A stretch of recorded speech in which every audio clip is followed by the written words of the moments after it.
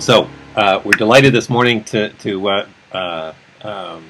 be able to welcome Tracy Steffes, who is associate professor at Brown University and is a noted scholar in the history of education. A wonderful book, which I'm very grateful for myself, actually, that you wrote on School, Society, and State a few years ago, and is also working on two new book projects. One is a part of a combination with philosopher Ken Howe, a series that I think is a wonderful one of combining historians and philosophers to talk about current issues, and your issue is school assessment, as I understand. And also looking at sort of the balance between schools, city schools and suburban schools. I guess that's your title, Shifting Fortunes, City Schools and Suburban Schools in Metropolitan Chicago. 1945 to 2000, looking at the roles across urban suburban boundaries, and again, a more current kind of topic I can't imagine. So, looking forward to that as well. And already early in your career, and already the recipient of numerous grants and awards. So it's really a pleasure to have you here to be able to get your thinking. Thank you. So thank you. So. As you know, one of the intents of this effort is to try to bring the perspectives of those who are trying to understand education in the U.S. From a historical perspective, to bring the thoughts and ideas generated by that kind of work to the more general conversation about what's happening in schools and what's happening in history and so forth. So I'm just wondering, just as a place to start, if you have any initial thoughts about why we should be looking at history. Aside from justifying, as I like to say to my students, justifying a lot of tuition I spent on history courses, what do you think historians can bring, or history itself can bring to the conversation? Yeah. So I think that to really understand issues today, or to understand things around us, we often have to understand how they came to be. And history lets us look at causation, origins, development over time, in a way that I think helps us to better understand issues and problems around us today. So, for example, there's a lot of discussion about the racial achievement gap in education. But I think that if you try and define that problem and think about solutions without understanding the historical roots of racial inequality in education, and the way that those historical roots continue to structure inequalities in education, then you miss a really important part of the problem. I also think that history can provide us some lost discussions or alternatives or roads not taken that are worth revisiting in the light of the present. So I don't think that one can simply take lessons straightforwardly from the past. The context of the past is very different than the context today, but sometimes there are reform efforts or discussions that can generate new ideas today that I think are worth revisiting in the light of our current context.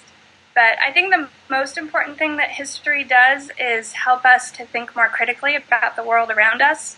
A lot of times the history is so different that it really shows us the contrast between past and present, really highlights what's new or distinctive about the era that we live in. And I think it helps us to question one of the things we might take for granted in the present. So one of the things I always use for my students as an example is this current conversation about the crisis in education. And it's sort of taken for granted in contemporary discourse that schools are failing and in crisis. But I think that this often takes for granted or assumes that schools were once great and have since failed. That there is some problem that schools have gone downhill. But if you look historically, you'll see that schools have always failed in some ways. And that what's new really is not failure, but that we have much higher expectations for what schools will do, that they'll serve all students to a high level. And we were comfortable with a certain amount of failure in the past. I also think that when we talk about school crisis, a lot of times we're implicitly using the benchmark of international comparisons and test scores. And again, if we think more historically and the contrast between the past and the present, we see that this is a really new way of thinking about the success of schools. And I think it leads us to ask questions about whether this is the best way and what kinds of assumptions we're making when we hold our success of schools in terms of the narrow metrics of test scores and international comparisons. Mm-hmm, mm-hmm. That sounds like a great argument for history to me. So I want to ask if I can for some examples. Particularly, I've always been intrigued by this the rationale. One of the rationales for history, the utility of history, as discussing roads not taken. I think back to a book that affected me years ago. Tom Bender did, I think, Toward an Urban Vision, I think it was, and it was sort of the visions of urban environments that didn't succeed, that didn't become dominant, and it is a way to sort of recall imaginations that might not be present in the moment and so forth. Mm-hmm. I'm wondering if there's anything of that comes to mind when you think about roads not taken from history of education that you think might be worth introducing into the current conversation.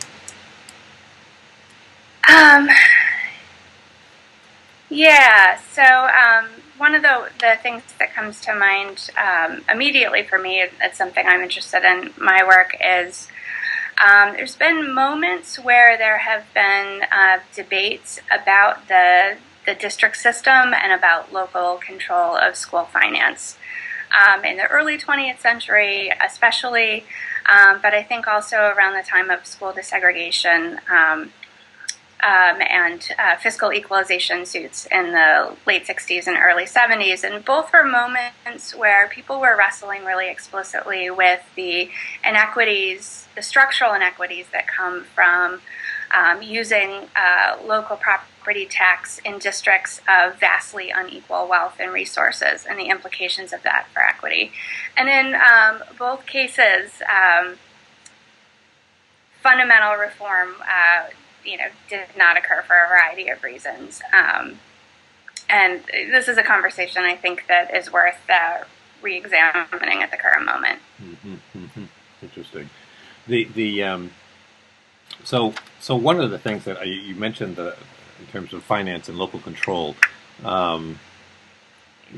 it seems that we're, with the push for accountability, some are alleging that we're at this, recently speaking with John Zimmerman, for instance, who argues that this is a radical departure we've had. We've had this, that we still have this kind of very deep tradition around local control, and that we're seeing a rise of a challenge to that. That, in my mind at least, is also complicated by, it seems, your arguments about this this mixed and the role of the states in a way of kind of connecting to each other in a national but not federal way. So I'm just hoping you can help make sense of how to locate this more recent push toward accountability with a stronger federal role, it seems. Yeah, I mean, I think local control is something that has been redefined over the course of the 20th century. It means something very different in the early 20th century and today than it did in the 19th century, when local control was essentially, almost complete community control of schools. So in a number of ways, I think local control has been redefined and circumscribed with the growth of school administrators and professionals in the school, with growing state and federal mandates, with expertise that sort of defines best practices in education and takes away some decision-making from communities. But local control has always been an important component of education, and particularly as a site for implementation of policies throughout most of the 20th century. There's a sort of give and take between higher levels of government and district implementation, and that local buy-in and participation has been seen as an essential element of education reform. I do think Zimmerman's right that in the recent decades, there's been a lot more efforts, not just at the federal level, but it seems like a lot of the accountability provisions don't make way for local experimentation and local ownership of reforms in the same way. There's much more mandates and sort of top-down approaches than I think we've seen in the past, where local districts tended to be a partner and an important site of innovation and experimentation as well. Mm-hmm. Mm-hmm.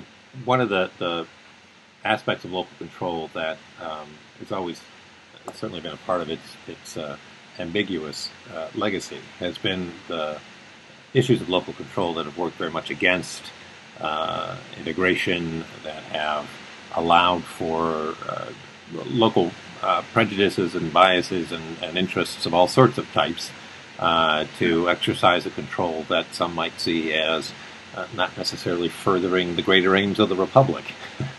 I'm wondering how you see that playing out. You talked in some ways earlier about one of the utilities of history around this roots that continue into the present. I'm just wondering how you see local control and inequities in the system today.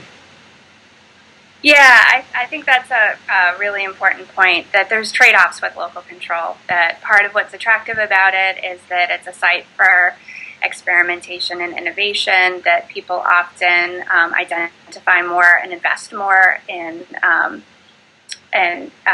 local control or things in which they have participation.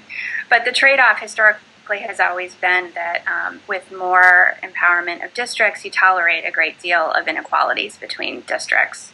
So in the early 20th century, for example, when they were very much concerned about this problem of equal educational opportunity, particularly in a context of rural schools, which were the smallest, often poorest school districts, sometimes a single one-room schoolhouse district, at a moment where other districts were modernizing, investing a lot more resources in expanding education.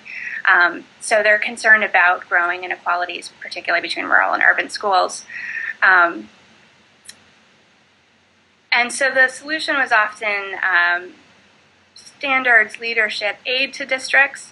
And this helped districts with local leadership or strong educational support or some resources already to buy into reforms, but it left a lot of other districts behind, that either there wasn't strong enough educational sentiment, there wasn't the right local leadership, or they didn't have enough resources to even make use of the state aid and reforms. So it exacerbated inequalities at the same moment that they were trying to address inequality. And as you mentioned, at the same time, local districts are not always sites of democratic participation. They can be sites of exclusion, of inequality in access for people in the community. It might empower more advantaged people in the community and disempower others. And local control, especially in the desegregation era, was often used as a restriction on, more ambitious desegregation plans. So local control of suburbs asserted to prohibit metropolitan desegregation. Mm-hmm. So, two direct questions, like I said. One, you in earlier work, which I know must seem a long time ago, but in an earlier work you talked about particularly highlighting the role that the states played in this on various kinds of regulation, both in terms of, as I understood at least, in terms of their efforts toward more local sites, but also states to states in terms of this kind of ways in which they emulated, copied, stole from each other back and forth to try to put things together. Tell me, if you will, it seems to me that was one of the great contributions of that was that it highlighted this level that often got missed in the particularly more recent debates. Should we abolish the Department of Education at the federal level or not? And then various local school board elections that get press attention because they're arguing about evolution in the biology textbook or something else. And in between are all these state entities. And I'm wondering what we should know about that, and how do you see them in their current roles? Is there the history around them help us explain what their current roles are about? Yeah, so I think that the role of state education departments has changed a lot with the growth of federal aid. So I think in the first half of the 20th century, we moved from states being fairly hands-off to taking a more active role in trying to create more coordinated systems and creating minimum standards. And they worked in partnership and often by incentivizing or delegating things to local districts. So it was a fairly quiet, behind-the-scenes often role that states played. They put themselves as educational leaders who could help districts, provided aids, financial aid, leadership supervision in cooperation with districts. But I think with the Elementary and Secondary Education Act and the growth of federal aid to education, the role of state departments of education has shifted. They've become more of an intermediary in many cases between federal government and local districts. And with ESEA, there's a lot of money invested in strengthening state departments of education, and particularly in reporting, accounting, and supervising in order to account for federal aid and to audit federal aid.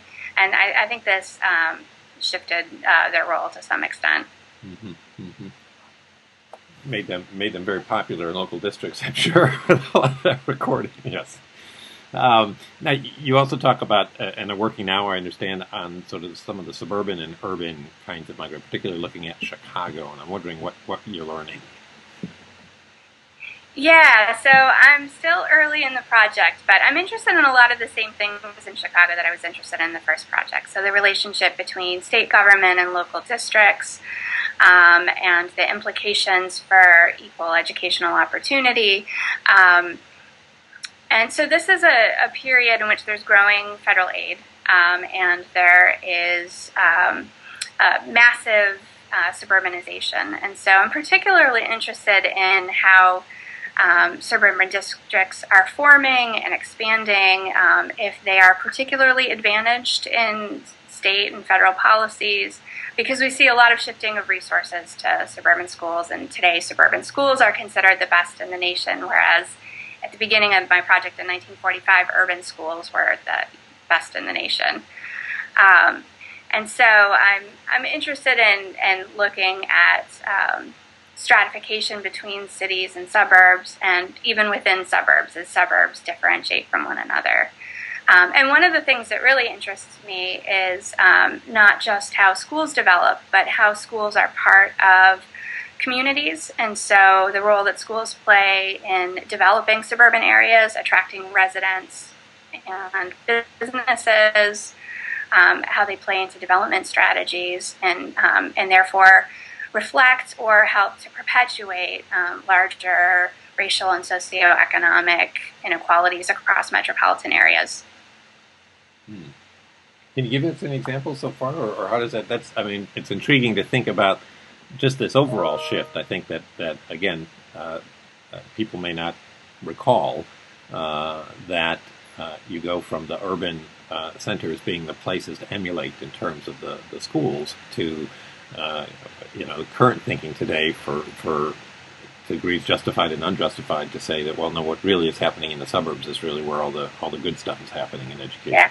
So one of the things I've looked at so far, I've looked a lot at Chicago public schools, and in the 1950s, they were still celebrated pretty regularly in the Chicago Tribune as terrific schools, as sort of the pride of the city. There was a little recognition that there might be some problems, but it's really surprising in some ways how celebrated the schools were. And by the late 60s, everyone agreed the schools were in terrible crisis, the schools were failing. And so I'm looking at this changing conversation, and particularly conflicts about school desegregation and educational inequalities by race, and how the school board tried to navigate these criticisms while also, and a growing activism by the Black community to protest unequal education in the city, but at the same time was really hampered in the kinds of things they could do by what they saw as the intractable problem of white flight. And this is where what's happening in the metropolitan area and the suburbs really affects city schools in Chicago. That because of residential discrimination, African American families had many fewer residential choices than white families, both within the city, and suburbs were almost fully closed to African American families. And so there's a growing trend, particularly of white middle class suburbanization, and school officials and city leaders in Chicago are concerned that any moves they make that alienate or upset white parents is going to exacerbate this problem of white flight, and is going to hurt the quality of the schools, particularly as these middle-class families take their resources across the city line into suburbs. And so it really constrains the school reform efforts and conversations and what ultimately school officials do or are able to do. It's interesting because there's some moments where, they form committees, I've read all of these internal memos and committee meetings among board members where they seem to recognize the problem but feel utterly unable to do anything about it because there is a lot of counter-protests from white parents that are deeply opposed to, deeply constrained by the dual housing market and its implications for the city. The other thing I've been looking a lot at, and I don't know what I think of it yet, is some of the school finance policies of the state and the way that things like tax assessment and debt limitation shaped what different districts could do. And depending on tax assessment policies, it seems that some of the suburban districts were able to secure more, by undervaluing property, they were able to secure more state aid. But I'm just sort of still sorting that out. Mm-hmm. Well, it sounds like a great story that will be told. So when you think about, for instance, one of the issues that obviously is across a lot of this has to do with race and inequality across these various systems. You mentioned earlier that part of the utility of history is to understand some of the roots of current issues. I'm sorry, can you repeat that, please? Sure. So you across the story you're telling, it seems, are these large issues around race and inequality of systems. And you mentioned earlier that part of the utility of history is to understand the roots of these things and the ways in which things seem to continue on. And I'm wondering how you what you would offer from a historical record to try to understand some of the current inequalities in the system.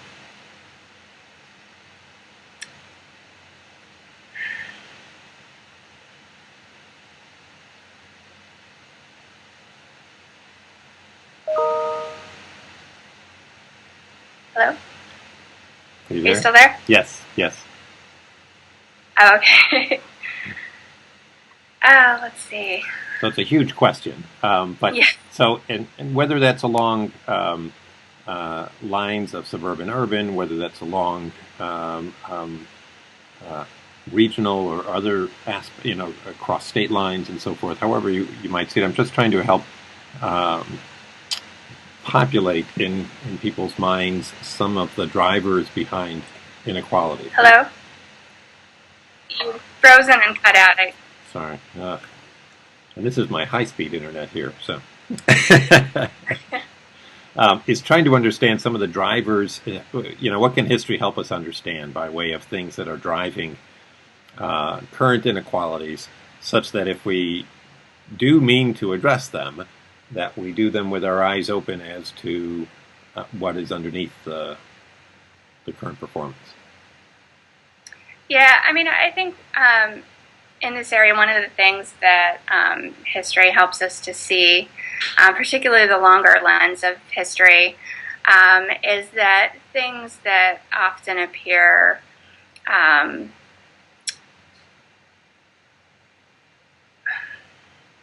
the result of individual choices or unknowable forces or too complicated to understand the roots of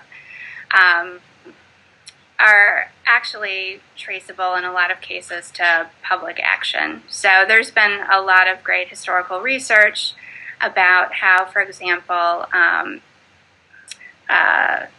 residential segregation that appears to be the result of private choices and the workings of the market is actually very strongly underwritten by federal mortgage policies and highway policies, by suburban zoning decisions, urban renewal policies by localities and states, and that all of these structure racial and socioeconomic advantage and disadvantage in ways that continue to have strong and continuing power on our own time, and that we need to recognize the ways in which privilege is built into the very structure of schooling and of housing, which often determines who goes to school where.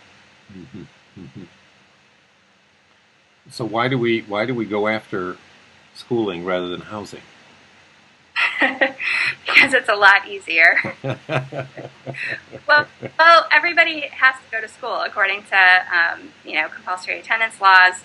We've asserted somewhat of a public responsibility in educating people and enforcing that they do. Schools are one of the few places where everybody comes together. So it makes them appealing sites for trying to change. And, they deal with kids, and it's a very optimistic idea that if we can change schools, we can shape the future through children and through education as a project. I also think it's a cop-out that rather than address more structural issues with the labor market, with housing discrimination, with more systemic forms of discrimination, we seem to think that we can target it only at schools and frame it entirely as an educational problem. Mm-hmm. Mm-hmm. This in sort of the context of another longer term trend that you also documented in your work, and I just think it's an interesting one for people to recall, which is the increasing compulsion from the state upon families and individuals. So we don't like to think about it that way. We put it in terms of increased education levels, and yet I'm wondering whether there's anything in the current particularly given long roots, I suspect, of this just leave me alone kind of American sense that if you see any remnants of that or evidence of that in current debates, I guess I think of also homeschooling, I think of the resistances to this are we reaching a cultural limit of state compulsions? Are we reflecting that in some of what we hear around education? Yeah, I think one of the things that's really interesting about compulsion is that it also carries with it a claim about public responsibility. So, with compelling children to go to school, it's rooted in the idea that children's education is important for society, that there's a public interest in the education of every child. And that's one of the things that strikes me about the early 20th century is the strong language of social responsibility and the civic purposes of education. And I think that's something that has shifted quite a bit in the last few decades. We tend to talk a lot more about schooling as an individual and an instrumental good. It's going to help my kid get a good job, or it's going to help them succeed in life, and a lot less about the public purposes and sort of civic and social good of educating all children. And at the same time, we've seen homeschooling movements, efforts to peel back compulsory attendance to some extent. We have periodic debates now about whether compulsory attendance is even a good thing. But essentially, it should be up to individual parents and the individual good of the child. And so I think what's missing a lot of times from that language is the stronger sense of what the public good is, or the public necessity of educating children, and that the public has an interest in the kind and quality of education that children receive. It's not simply of interest to that individual child or family. And why do you think that has shifted? I think it has to do with the rights revolution and changes in thinking about individual rights. I think it has to do with changes in political culture, particularly growing conservatism and idealization of the market and some market assumptions. And a lot of this is just more individualistic, hyper-individualistic, actually, in its framing. Mm-hmm, mm-hmm. And part of it might be along with market thinking, growing distrust of the welfare state and of big public policies. We've seen attacks on different kinds of social welfare programs, and education is a social welfare program. It's just not one that we've tended to talk about in those terms. That to me is also a very interesting area, this notion of education and social welfare, particularly in the U.S., where in some ways it seems like it was the option to not go the social welfare route that was going in other places. Could you help us understand that phenomenon?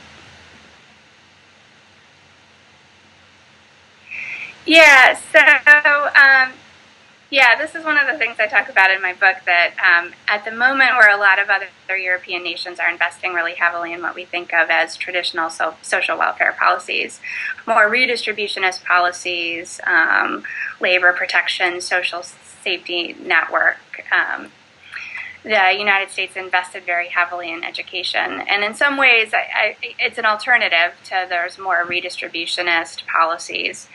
But in other ways, education itself is a social welfare project. A lot of the logic behind it in the early 20th century was that it was going to help individuals navigate the risks and uncertainty of the modernizing economy. It's just one that doesn't provide, that puts a lot more onus and responsibility on the individual.